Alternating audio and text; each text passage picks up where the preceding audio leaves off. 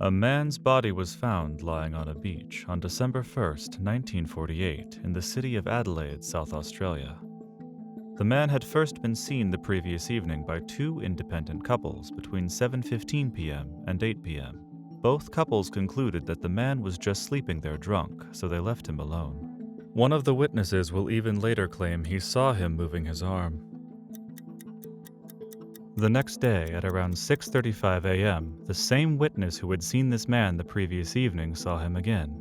He was lying in the same position 12 hours later, surrounded by men on horses wondering what to do. He approached them, took a closer look at the body, and now was sure that he was dead. The police arrived at around 6:45 a.m., not aware that they had just stumbled upon one of the most famous mysteries of the whole continent.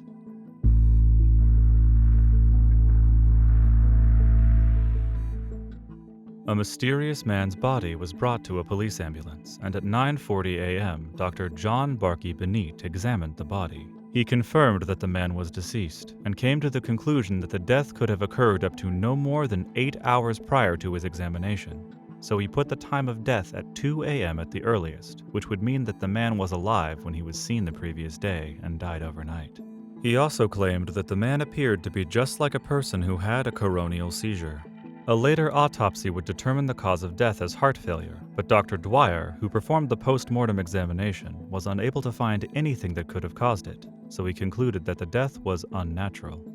There were no signs of any violence on the body, so the conclusion was that it was most likely a poison. And here is the beginning of the mysteries surrounding this case.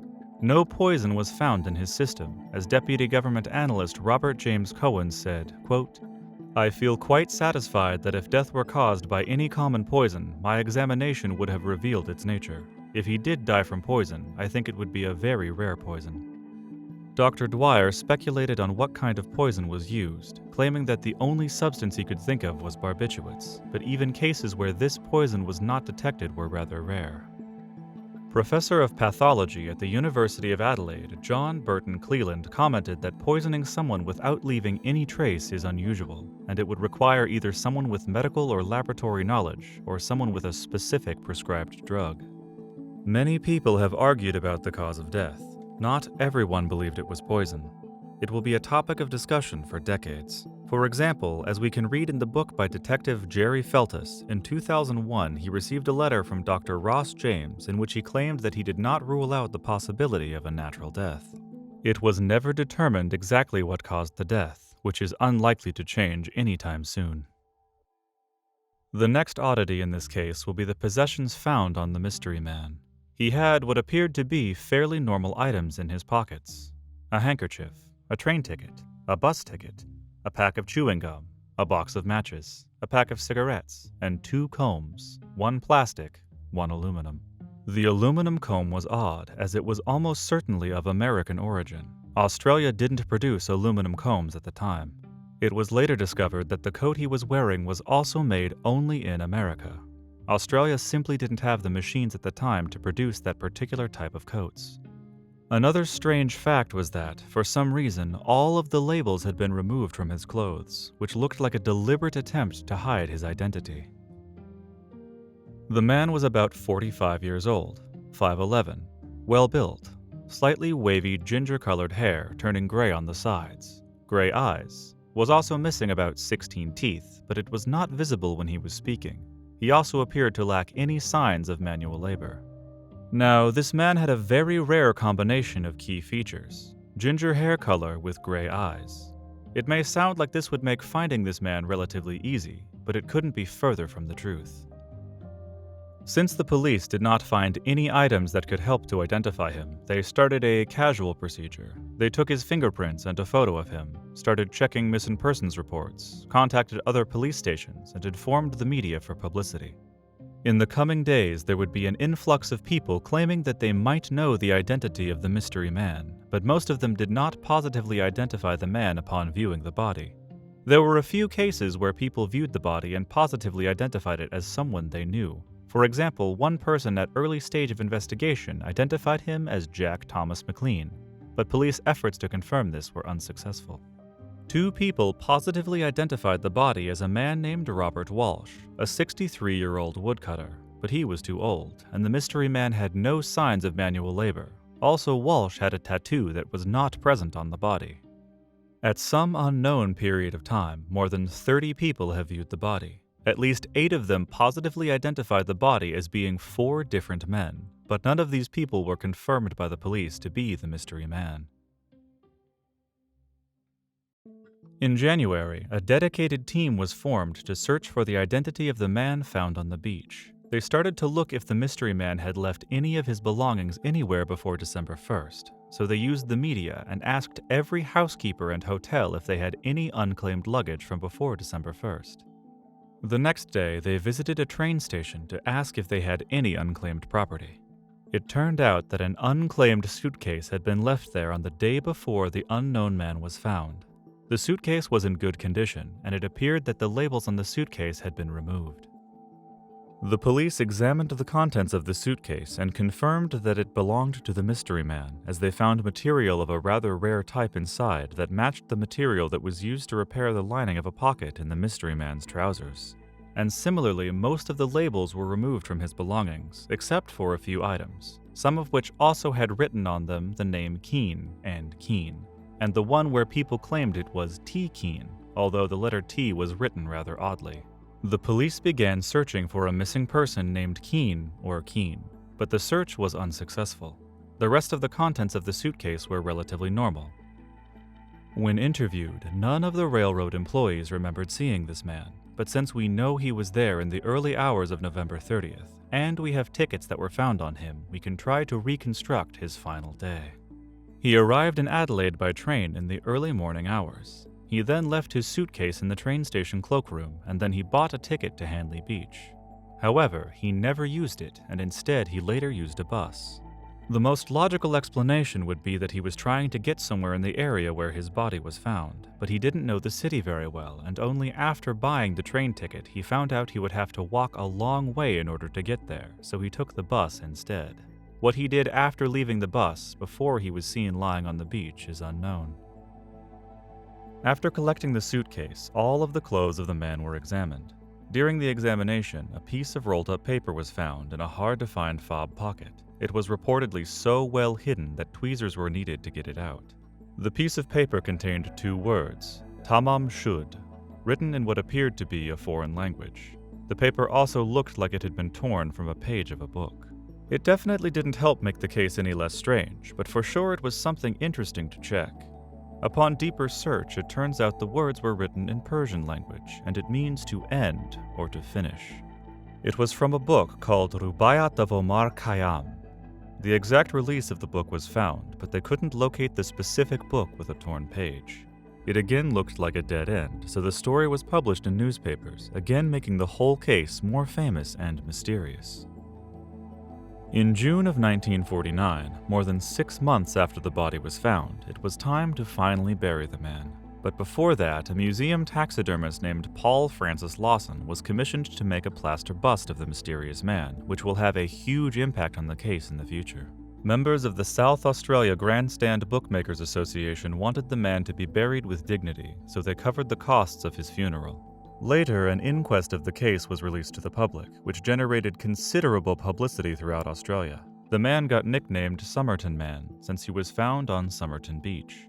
At this point, the case was fairly well known across the whole continent, which again made it even stranger that no one came forward to confirm this man's identity. But regardless, the publicity eventually helped the case. A businessman from Adelaide had read the news about the missing copy of the Rubaiyat. He recalled that his brother-in-law had this specific book in his car, but he could not remember collecting it.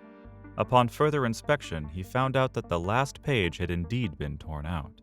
As it turns out, his brother found this book in his car around the time when the unknown man was found. And what is even more interesting, his car was parked between the bus station the mystery man used and the place where he was found the next day. The book was given to investigators, and a torn page matched the paper found in the pocket of the mystery man. Soon investigators found what appeared to be a phone number written on the rear cover of the book. They also found a string of letters that did not form any words. They appeared to be some sort of a code. We'll get to the code later, but let's begin with the numbers.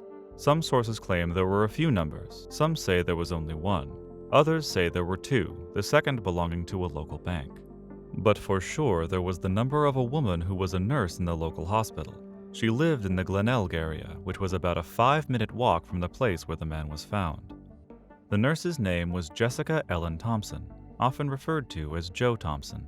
She was questioned by the investigator, and she claimed that years earlier she had given a copy of the Rubaiyat to an army lieutenant. She told the authorities that his name was Alfred Boxall. He naturally became the prime suspect of being the mystery man. Jessica Thompson was also taken to the museum where she was shown the plaster cast of the deceased. She claimed that she could not identify this person, but a witness claimed that her reaction upon seeing the bust was described as, quote, completely taken aback, to the point of giving the appearance that she was about to faint. The main focus of the investigation was now to find any information about Alfred Boxall. Unfortunately for the case, but rather fortunately overall, he was found to be alive and well. He even showed a book that the nurse had given him years before, signed by her, although it was signed as Justin and not Jessica. Now, the strange letters found inside of the book were obviously thought to be some kind of code, so the Navy office in Port Adelaide was asked for help in cracking it. They could not crack it, but gave a few conclusions about the code. The end of each line indicates a break in sense. The letters do not constitute any kind of simple cipher or code. The frequency of the letters' occurrences were inconclusive, but it corresponded more favorably with a table of frequencies of initial letters of words in English than any other table. They also gave a reasonable explanation that the lines could be the initial letters of words of something like a verse of poetry. The code was then released to the public, and it sparked, quote, the greatest array of amateur code breakers this country has ever known. Hundreds, maybe thousands of people have tried to crack this code, from professionals to amateurs, theories ranging from saying that the letters actually represent numbers to claiming that there are signs of micro-writing. Probably every major encryption technique has been tried, but no one has found anything. So either it is a top-level code that people have not been able to break, or there never was a code, but it definitely contributed to the most famous theory about the identity of this man, which was that the man was a Russian spy, either no longer needed or caught by the Australian authorities. It would explain why he went to so much trouble to remove all the labels from his clothes to hide his identity. It might also explain why such a rare poison was used. There is also a possible link to the nurse from earlier. One detective strongly believed that this woman knew who the man was, but refused to tell them. In fact, she told exactly this to her daughter who would later reveal that she believed her mother was a Russian spy. She said to me she knew who he was, but she wasn't going to let that out of the bag, so to speak. You pretty much do accept that she was a spy. I think so, yes. The second of the two most popular theories was that the Somerton Man was a secret lover of the nurse. He came to Adelaide to visit her, then was either rejected or something bad happened between them, so he found no more reason to live, took some poison or some other substance, and that's why he ended up in such a tragic way. There were a few less popular theories. For example, there was reportedly a man known as Tamam Shud, known in the Melbourne underworld. They said this man had 2 trials for murder, so the unknown man could be someone who was targeted by a criminal group. Perhaps he tried to escape from them to Adelaide, but was caught there, and the note Tamam Shud was left there as a signature of his killer. This is pretty much where the case ended in terms of new information. After the release of the code and the information of the nurse's number on the back of the book, no more significant clues were found in this case, leaving people with this fascinating unsolved case of a man found on a beach with no name and no cause of death. Over the years, the story became more and more popular, gained international fame, but nothing really came of it. No new evidence, no new important witnesses, no new eureka moments. The case remained cold for decades. But times have changed, and now, years later, we have much more powerful computers to crack the codes. We have the internet to search for information, but most importantly, we have much more knowledge about DNA. Around 2007, Adelaide University professor Derek Abbott began his attempt to solve the case of the Somerton Man.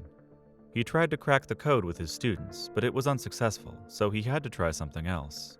Abbott put a lot of focus on Jessica Thompson. Jessica Thompson, the nurse whose number was on the back of the book, had 2 children, a son and a daughter. Abbott began to investigate her son. He found out that he was a ballet dancer. He also remembered reading that some reports claimed that some muscles of the Somerton Man were just like a ballet dancer would have. He asked a fellow professor at Adelaide University named Mathieu Henneberg to compare the Somerton Man and Jessica's son. The Somerton Man was missing lateral incisors. The nurse's son also had the same feature. The Somerton Man's earlobe was attached to the skin of his face and not hanging out. Same goes for his alleged son. Mathieu claimed that the combination of these two similarities happens 1 in 10,000 times. If he is not the son of the Somerton Man, it would be a huge coincidence. Unfortunately, Jessica passed away in 2007, and her son Robin passed away in 2009 before Abbott could even contact them. So instead, he contacted Robin's daughter, Rachel, possibly the granddaughter of the Somerton Man. He wanted to compare her DNA with the mysterious man to confirm or deny his theory. Fun fact, before they made any progress on the case, they got married in 2010, so this mysterious man not only created a fascinating case, but also at least one marriage. Abbott's hypothesis would be that the Somerton Man was a lover of Jessica Thompson, and they even had a child. She didn't tell the police that she knew him because it might ruin her current relationship. That would perfectly explain her reaction when she saw the plaster bust. The plaster bust that I told you was going to play a major role is going to play it because it had real hair that belonged to the Somerton Man. It wasn't perfect, obviously, since it is just hair and 60 years have passed. Derek and his team found about 16,000 DNA markers in his hair, but they needed at least between 500,000 and 2 million DNA markers. That's why Derek Abbott was pushing for the exhumation of the body, so they could get a piece of bone or teeth, since it would be a better source of DNA. Abbott, for example, in his AMA on Reddit, linked a petition to exhume the Somerton Man. That petition got over 10,000 signatures.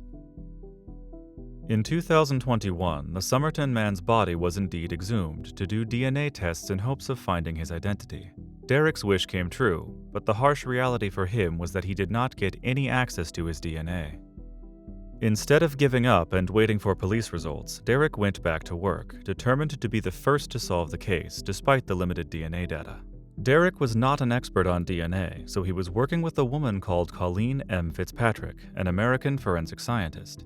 They started working with the Somerton Man's hair, looking for some parts with DNA that could be used. They sent the best hair with a root to a company in California called Australia Forensics because they had equipment that was not available to Abbott in Australia, but the company found nothing. Then Abbott sent yet another hair, but this time without the root. It was kind of a desperate move, since current knowledge would suggest that hair without the root is less likely to contain more DNA than the one with the root. The results came back, and this time, they were positive. They found a good DNA sample with 2 million DNA markers. It was enough to start work. Now they could test if Abbott's wife really was related to the Somerton Man. It turned out she was not. Despite their main theory being disproved, they now had DNA of the Somerton Man. They uploaded the DNA data to a genealogical website. They found the person with the most matching DNA, and they started building a family tree from him. The man they found was from Australia, which sounded promising. The family tree grew, and at one point they had about 4,000 people, and they had to manually go through all of them and search for someone without a date of death and of a similar age to the Somerton Man. After what was probably a painful and long process, they finally found someone interesting. They found a family named Keane. In case you forgot, Keane was written on some of the Mystery Man's clothes. But the problem was that none of the Keane family members disappeared. All of them had known dates of death, and the research team even double-checked by going to churches to check their records.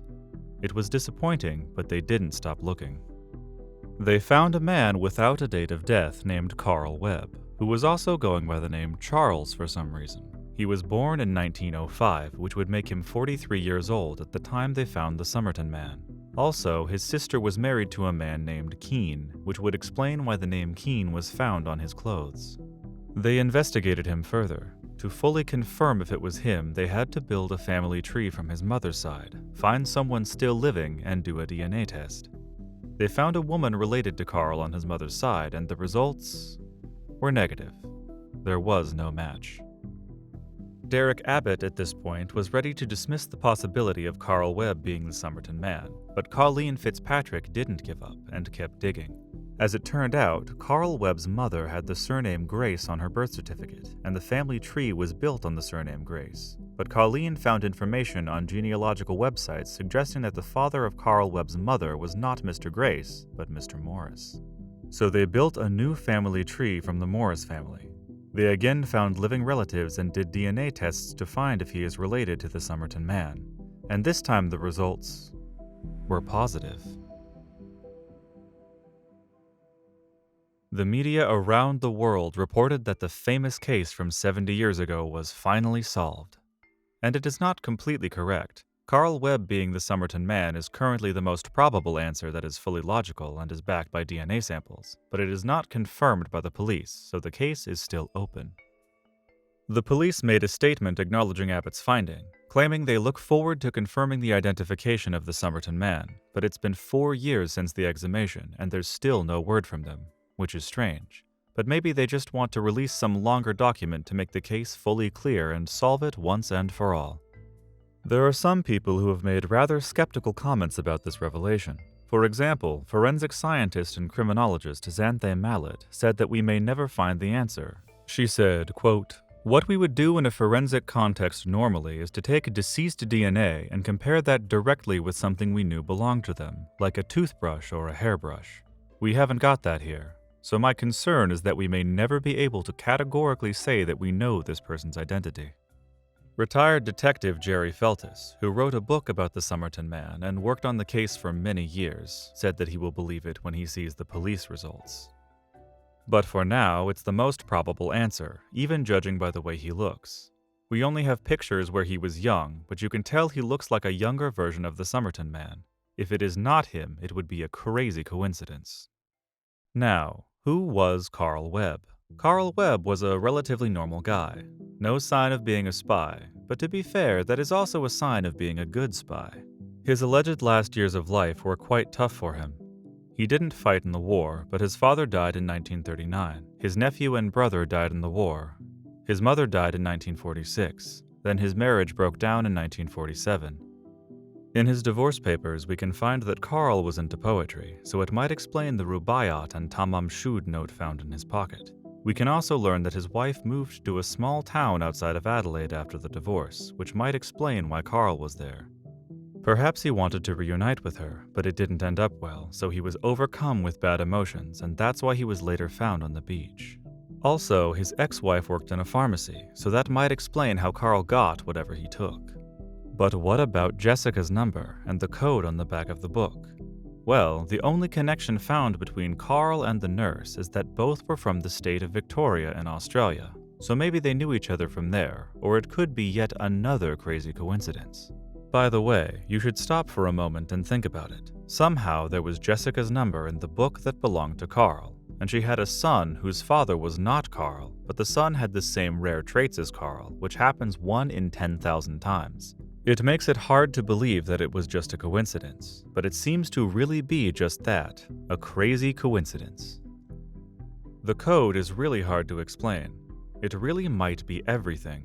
Abbott found out about Charles's interest in betting on horses and came up with the idea that perhaps the code could be a way for him to note down the names of horses by using only the first letter of their names.